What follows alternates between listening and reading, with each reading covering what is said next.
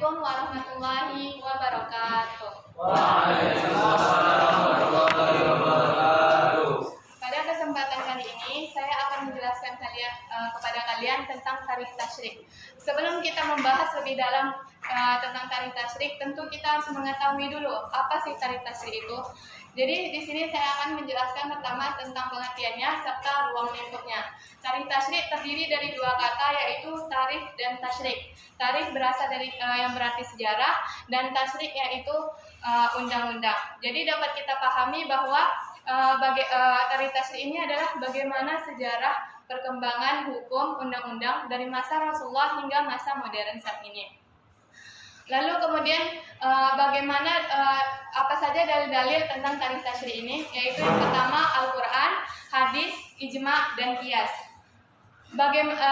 Selanjutnya ketika kita membahas bagaimana periode tarikh tasyrik ini, yang pertama yaitu masa periode Rasulullah Shallallahu Alaihi Wasallam, yaitu yang kedua masa periode Khulafaur Rasyidin, ketiga masa periode Umayyah, yang keempat masa periode Abbasiyah, yang kelima yaitu masa kemunduran dan kolonialisme, kemunduran, yang keenam yaitu masa modern dan kontemporer. Nah, karena kita sudah membahas apa itu tarikh tasyrik dan selanjutnya yaitu ruang lingkupnya.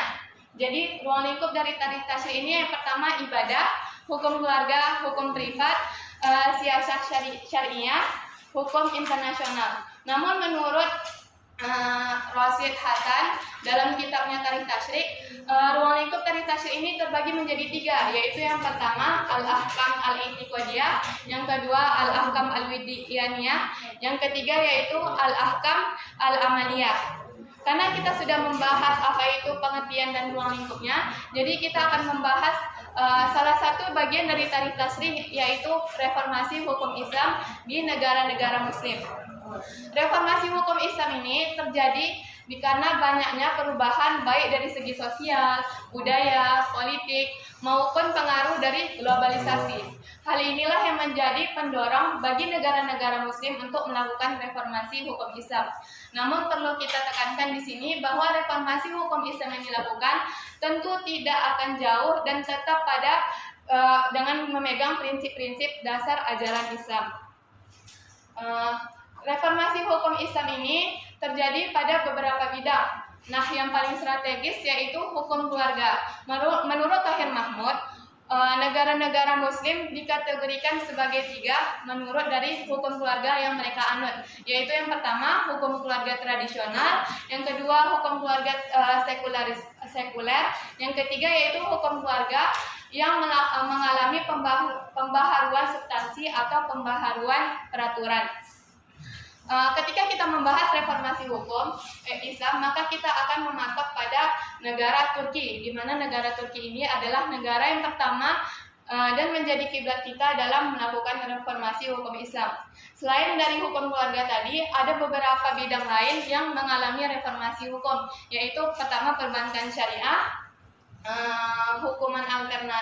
perbankan syariah, hukuman alternatif, dan pembatasan terhadap hukuman mati. Alasan terjadinya reformasi hukum Islam ini yaitu yang pertama untuk mengikuti perkembangan zaman, yang kedua untuk mengangkat status wanita, yang ketiga yaitu untuk meluruskan kembali aliran-aliran Islam yang ada, yang keempat untuk mewujudkan unifikasi hukum Islam dengan hukum negara, yang kelima yaitu agar hukum Islam yang ada dapat digunakan oleh masyarakat modern saat ini.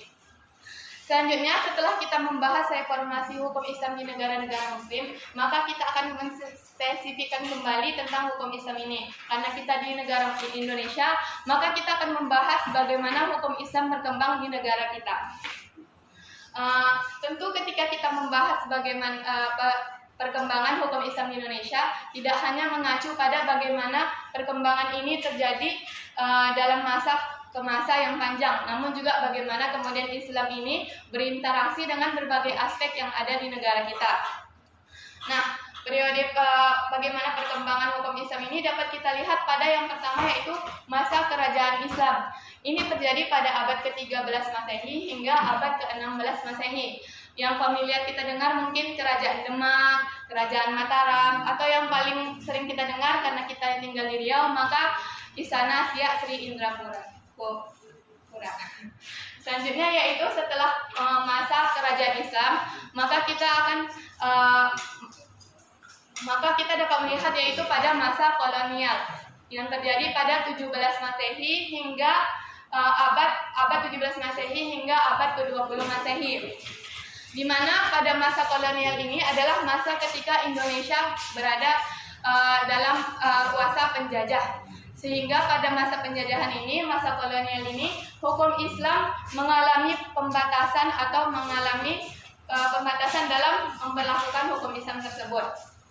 Selanjutnya yaitu masa kemerdekaan, yaitu pada tahun 1945 hingga saat ini.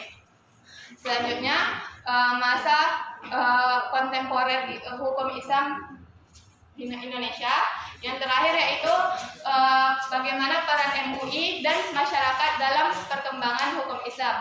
Kenapa? Karena dengan peran MUI ini hukum Islam akan tetap eksis, dan dengan masyarakat yang tentu mendukung perkembangan yang ada, hukum Islam tetap dikenal secara familiar oleh masyarakat Indonesia. Nah, karena kita membahas tadi adanya MUI dalam peran pembentukan dan perkembangan hukum Islam di negara kita, maka kita akan melihat bagaimana kemudian peran MUI ini dalam pembentukan hukum Islam. MUI ini memiliki tanggung jawab atau wewenang untuk mengeluarkan fatwa. Ada beberapa kategori yang mereka pegang, yaitu yang pertama tentang fatwa, mengeluarkan fatwa tentang masalah keagamaan. Hal ini juga kembali dikategorikan menjadi 4 hal, yaitu yang pertama fatwa tentang akidah atau aliran keagamaan. Yang kedua yaitu fatwa tentang ibadah. Yang ketiga fatwa tentang sosial dan budaya. Dan keempat yaitu fatwa tentang ilmu pengetahuan dan teknologi. Yang kedua yaitu fatwa MUI tentang produk halal. Nah, hal ini yang paling sering kita lihat. Ketika kita keluar untuk membeli sesuatu, terutama makanan, tentu kita akan melihat apakah produk itu memiliki tanda halal atau tidak. Nah, bentuk halal dari produk itu adalah salah satu bentuk nyata dari bagaimana MUI memiliki peran dalam pembentukan hukum Islam. Yang terakhir yaitu fatwa MUI tentang ekonomi syariah. Nah, ini membahas mungkin tentang ekonomi, keuangan, perbankan, dan banyak lagi.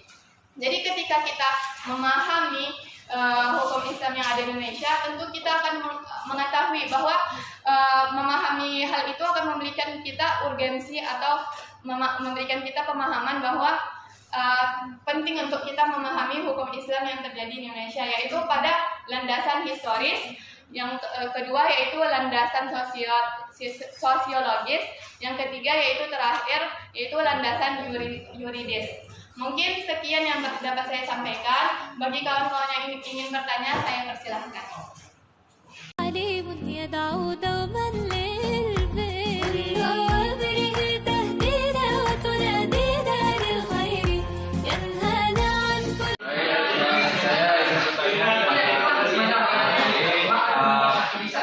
Sebutkan jalur-jalur apa saja Islam masuk ke dalam Indonesia. Baik, saya akan menjawab pertanyaan dari Andrew. Jadi yang mendirikan MUI ini adalah tidak perorangan, namun ini adalah hasil dari musyawarah dan diskusi dari berbagai ulama di Indonesia. Pendirian resmi dari MUI ini terjadi setelah 30 tahun dari kemerdekaan, yaitu pada tahun 1975. Nah, di mana didirikannya? Tentu saja di ibu kota kita, yaitu Jakarta. Baiklah, saya bertanya kepada pemateri. Sebutkan alasan reformasi hukum Islam di negara-negara Muslim. Baik, menjawab pertanyaan dari Andri, apa saja alasan dari terjadinya reformasi hukum Islam di negara-negara Muslim? Yaitu yang pertama, untuk mengikuti perkembangan zaman.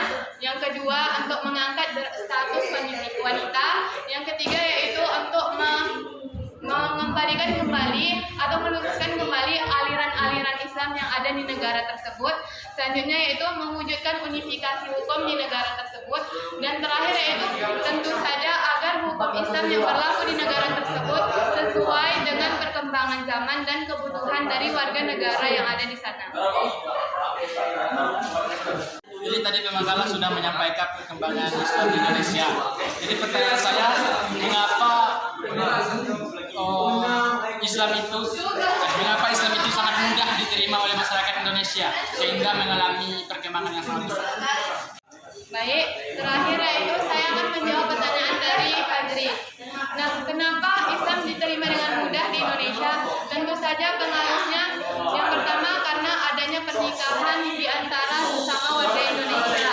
Kemudian yaitu dengan pemerintahan pada masa awal-awal masuknya Islam di Indonesia, kan ada nih berdirinya kerajaan-kerajaan Islam. Yang pada masa itu pemerintahan itu memberikan pengaruh besar kepada masyarakatnya. Karena kerajaan tersebut berdiri sebagai kerajaan Islam, tentu banyak warga yang kemudian mengikuti agama yang dipegang oleh pemerintah atau kerajaan yang berdiri di daerah tersebut. Selain itu juga kita harus melihat bagaimana jasa para wali dalam menyebarkan agama Islam. Kenapa? Karena para wali menyebarkan agama Islam di Indonesia menyesuaikan dengan kondisi budaya dan adat di daerah yang mereka dakwahi, sehingga dakwah yang disebarkan oleh wali lebih mudah diterima.